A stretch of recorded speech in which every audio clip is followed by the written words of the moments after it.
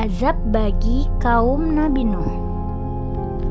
Allah telah mengutus Nabi Nuh untuk menyeru kepada kaumnya.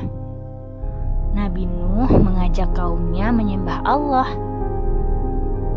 Saat itu, kaum Nabi Nuh berada dalam kekufuran dengan menyembah berhala.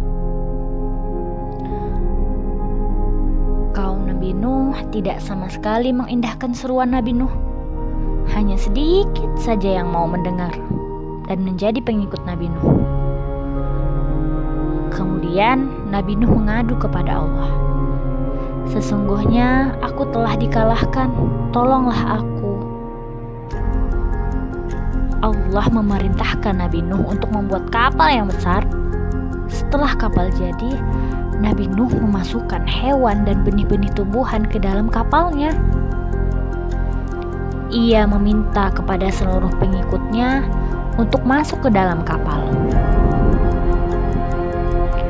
Setelah itu, Allah menurunkan hujan yang sangat lebat. Angin yang bertiup dengan kencangnya.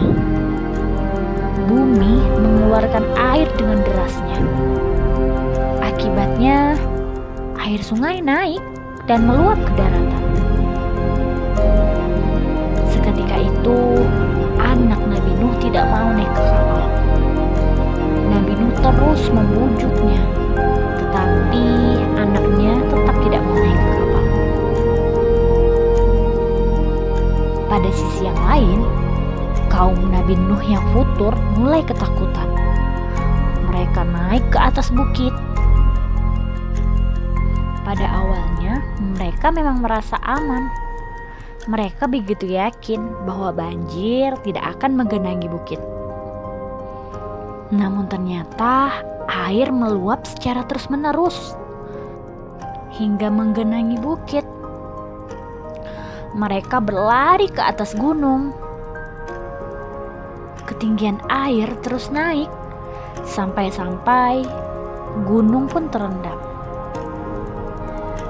Semua benda dan makhluk hidup tenggelam. Tidak ada satupun yang selamat. Hanya orang-orang yang berada di atas kapal Nabi Nuh yang selamat. Setelah banjir surut, kapal Nabi Nuh terdampar di atas bukit Judi.